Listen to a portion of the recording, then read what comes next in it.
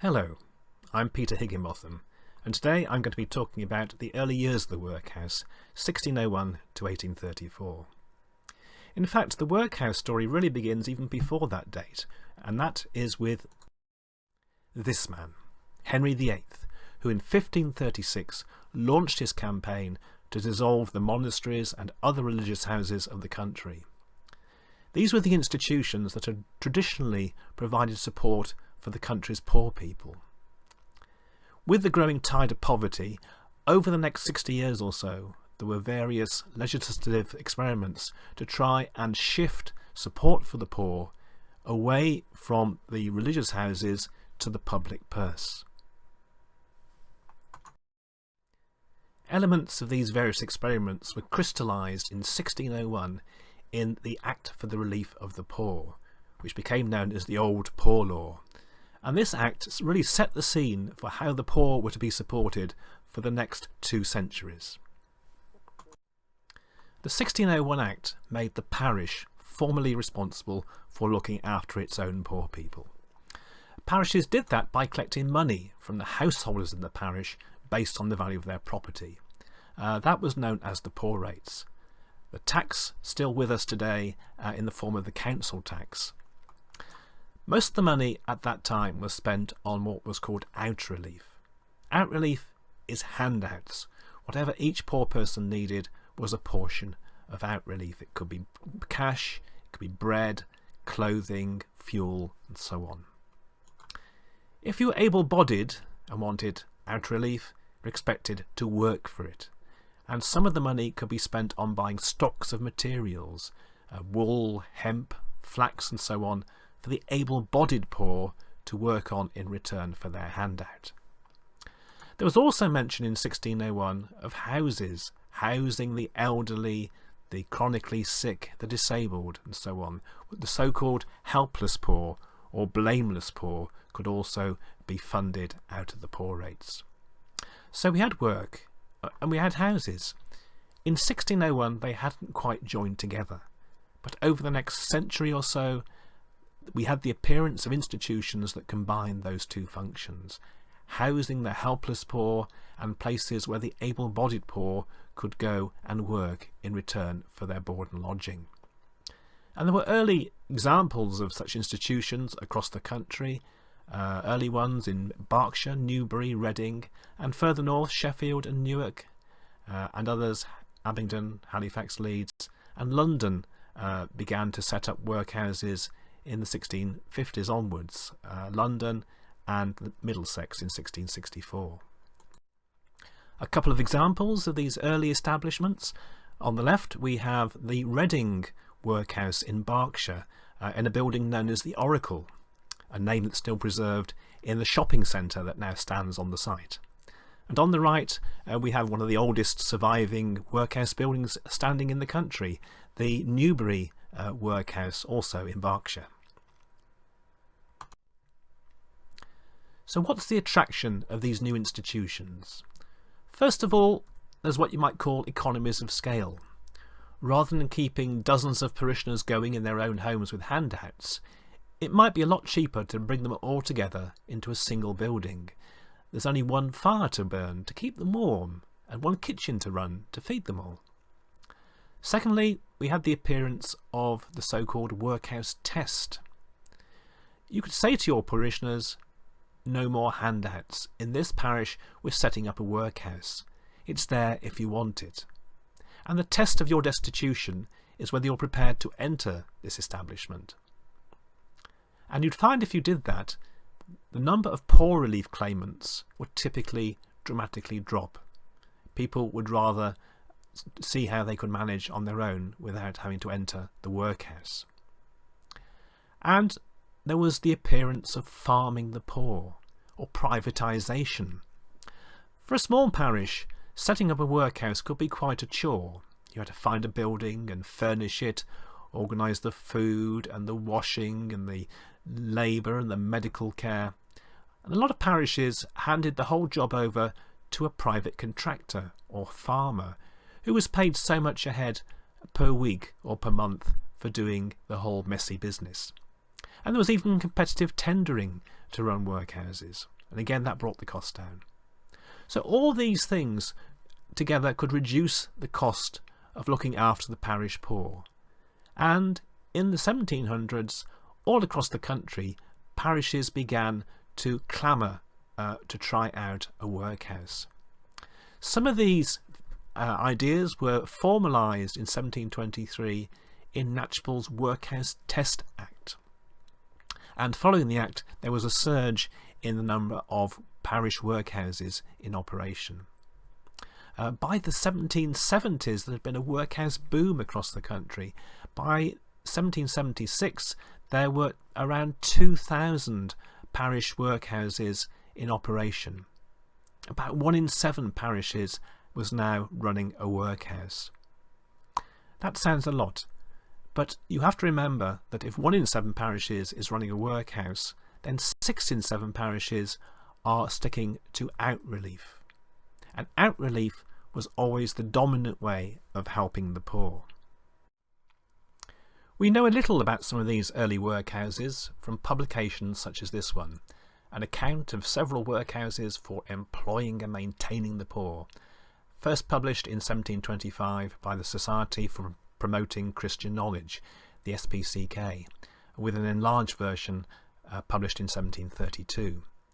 The SPCK were great advocates of the use of workhouses, and this publication gave details of the money that could be saved by running a workhouse, with guidance about their operation and so on. A typical entry from the publication for St Albans Workhouse, which was said to have had 20 inmates aged from 50 to 80 years old, and they were employed in winding cotton wick for the tallow chandlers, candle makers. 10 boys and 4 girls, aged 4 to 14 years of age. The boys are employed making horsewhips for jockeys, and the girls in spinning. The building was an old building, though it had been repaired for the purpose, and would accommodate up to 100 inmates.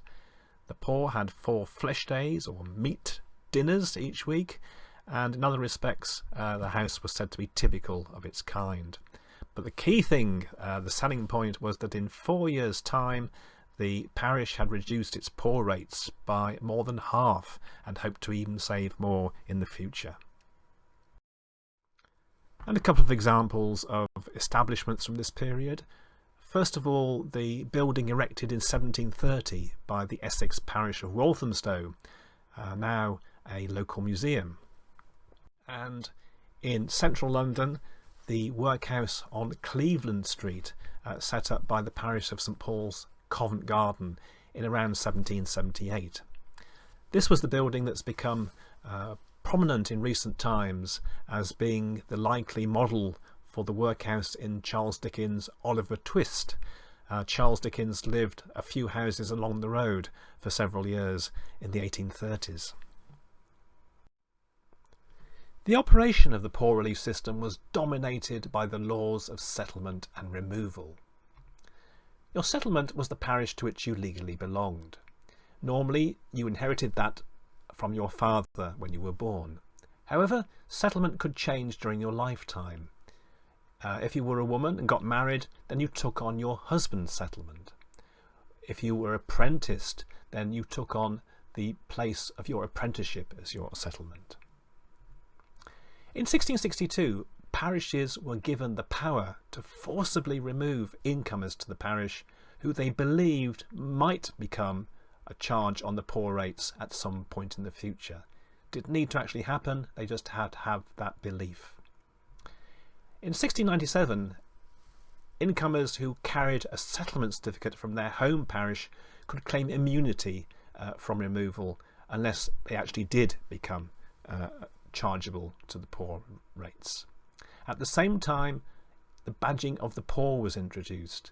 Anyone claiming parish poor relief could be obliged to advertise the fact by wearing a badge on their shoulder.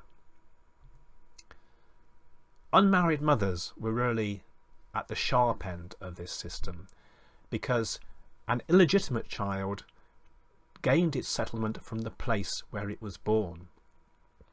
And parishes not wanting to take on the burden of supporting an unmarried mother and her child, often went to great lengths to get rid of the woman before the child was born, either by trying to get someone from another parish to marry her, or even forcing her across the boundary of the parish just as she was about to give birth, so that the child would become the responsibility of a neighbouring parish. The rules of settlement were complex and over the years much amended, and it required great legal expertise to keep track of them. And it's been said in recent times that the settlement laws were possibly the worst things ever passed by a British Parliament.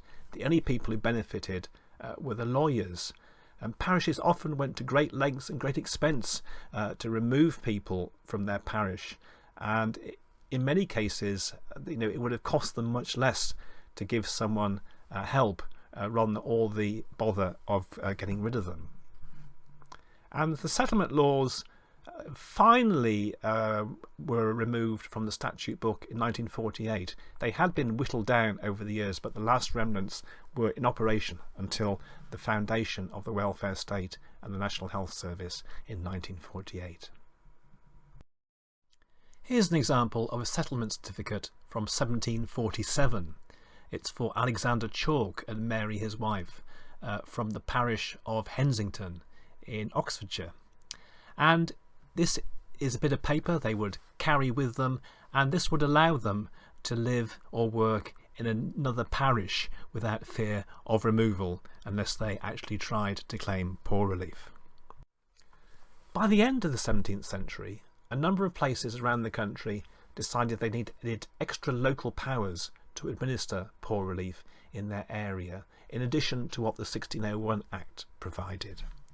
They did that by promoting their own local Act of Parliament. This was a bit of legislation specifically applying to one particular town or area. This was an expensive business to organise and wasn't undertaken lightly. Bristol in 1696 was the first town to gain its own local Act of Parliament, and the Act set up a Bristol Incorporation.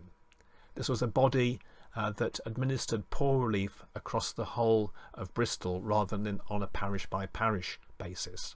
And a similar path was taken by other towns, for example Exeter and Hull in later years. In the mid-18th century, a number of rural areas, particularly Norfolk and Suffolk in East Anglia and Shropshire, set up similar bodies, often referred to as rural incorporations, which administered poor relief across a larger area. And in London, some of the larger parishes in London decided they needed special powers to operate poor relief and to set up a workhouse and to fund the building of a workhouse, which again required a local Act of Parliament. The opening or building of a workhouse was almost always a central feature of these local Act bodies that were set up. This is the Bristol workhouse, opened in 1698. It was known as the Mint Workhouse because it had previously been occupied by a branch of the Royal Mint and later became St Peter's Hospital in Bristol. A typical rural incorporation was Blything in Suffolk. This is the Blything Incorporation Workhouse, opened in 1766. The incorporation served 46 parishes and the workhouse held more than 350 inmates. Here's part of an actual local act. This one's for providing a workhouse within the old artillery ground near the Tower of London. As well as governing, regulating, maintaining the poor, they also took the opportunity to throw in various other civic activities such as paving, cleansing, lighting, watching the streets, and preventing obstructions and annoyances. And another London workhouse opened under a local act. This is at Clerkenwell. Another important piece of legislation was the Act in 1782 promoted by the MP Thomas Gilbert. What Gilbert's Act did was to allow parishes to club together into unions to jointly operate poor relief without having to resort to the expense of a local act. Each Gilbert union was run by a board of guardians, as it was called, appointed from member parishes by local magistrates. A Gilbert union could operate a common workhouse, a joint workhouse, but only for non-able-bodied inmates, the elderly and children typically. Able-bodied inmates were not allowed to reside in the workhouse. The able-bodied instead had to be found work or to supported outside the workhouse. There was no indication of how this work was going to magically be found, but that was the guiding principle. A notable example of Gilbert Union was the Thurgerton Incorporation, a grouping of 49 parishes which in 1824 opened a large workhouse near Southwell in Nottinghamshire. The building could accommodate 158 inmates. The idea introduced in Gilbert's Act that the able-bodied poor should be supported outside the workhouse gained ground in the appearance of various allowance systems which topped up workers' wages from the poor rates. The idea that would now often be referred to as a minimum living wage became common, that there was a basic level of income needed to lead a reasonable life. And allowance systems often took into account the size of someone's family, what might be called family income support in modern parlance. And these systems were often index linked in a sense, linked typically to the price of bread. So when the price of bread went up, the amount of support went up in tandem. These allowance systems were always locally implemented, usually by magistrate's decree. There was never any national legislation providing for these systems. Very typical of these systems was the well-known Speenhamland system introduced in 1795 in Berkshire, and the formula that it was based on was that when a gallon loaf, a large loaf of second grade flour weighing 8 pounds 11 ounces cost a shilling, then every man would receive 3 shillings a week, either from his own or family's labour, or topped up from the poor rates. And in addition, for his wife and every other member of his family, an allowance or income of 1 6 was thought to be reasonable. And as the cost of bread went up and down, so the minimum level of income went up and down in step. By the start of the 19th century, problems were beginning to pile up for the old poor law. First of all, there was the rising cost of out relief. In part, this was due to factors such as the extra burden from allowance systems, but also the Napoleonic Wars, which finally came to an end in 1815, had placed an extra burden on the system. There had been an increase in claimants due to unemployment and so on, and at the end of the war, the returning influx of servicemen looking for work or possibly injured, not able to work, had also boosted the number of poor relief claimants. Also in 1815, the introduction of the Corn Laws, which restricted cheap grain imports, pushed up the price of bread. And the main thing you give for your poor relief claimants is either bread or the money to buy bread. And the result of all this was a huge increase in the National Poor Relief Bill and in ratepayers' rates bills. There was also growing evidence of maladministration in the poor relief system, either just lax administration, corrupt administration, and in some parts of the country, the workhouses, rather than being a deterrent to poor relief claimants, had the appearance of luxury. They were known in some places as pauper palaces because they were so comfortable and attractive. There was also a growing change in attitudes towards the poor. Rather than it being seen as one's Christian duty to help the poor, it was increasingly said that the poor were bringing their misfortunes on themselves due to profligacy, laziness, and so on, and were treating poor relief as a right. They didn't need to work, the parish would help them. Young women was said not to care about having illegitimate children because they expected that the parish would support them. In the 1820s, there were efforts in some places to try and reform workhouses, to make them less attractive, to make them deterrent, and the workhouse test became a factor in that. In places such as Southwell in Nottinghamshire, a strict workhouse regime was introduced to try and bring down the cost of helping the poor. The workhouse became the only option for the able-bodied poor, and it was strictly run. The sexes were segregated, work was required, plain food was required, and so on. This is the parish workhouse at Southwell in Nottinghamshire, one of the establishments which tried to bring down the poor rates through the introduction of a strict workhouse regime. They were successful, but they were fighting against a national tide in the opposite direction. The sorry state of a typical parish workhouse was given in this description from the 1830s. A typical workhouse, it was said, would contain a dozen or more neglected children, 20 or 30 able-bodied adults, and probably an equal number of the aged and impotent, who were the proper objects for care.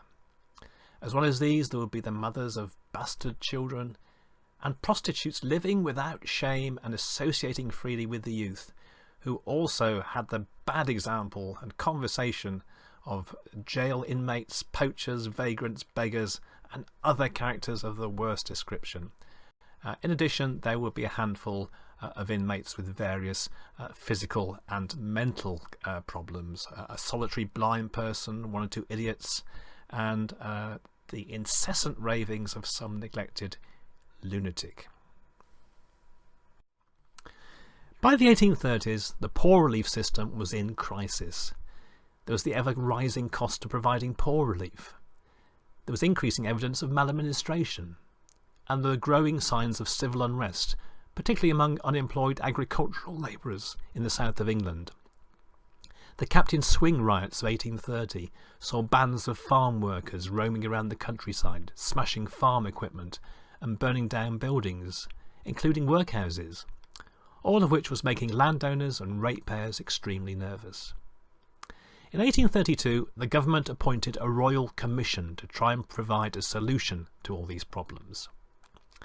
The commission's membership included several men such as Edwin Chadwick, who was sympathetic to the views of the philosopher Jeremy Bentham, that life in a workhouse should always be less comfortable or less eligible than that of an independent labourer. The Commission's report, published in 1834, ran to more than 8,000 pages and included a vast amount of material gathered from around 1,500 parishes around the country. However, instead of conducting a systematic analysis of all this data, the report rather cherry-picked statements to support the opinions of its authors that a new system should provide a strictly run deterrent workhouse at its heart, with a complete end to out-relief, at least for the able-bodied poor. The report's conclusions form the basis of the Poor Law Amendment Act, which came into operation in 1834. The new regime, which became known as the New Poor Law, is the subject of the next talk in this series. If you're interested in this subject, there are a number of pre-1834 workhouses which are now open to the public. There's the Vestry House Museum at Walthamstow, the Red House Museum at Christchurch, the Southwell National Trust Workhouse in Nottinghamshire, and the Gressenhall Farm and Workhouse Museum in Norfolk. You can also get more information from my website, workhouse.org.uk, which has information on pretty much every workhouse in the British Isles. I've also written a number of books which are listed below, which are available from all usual booksellers.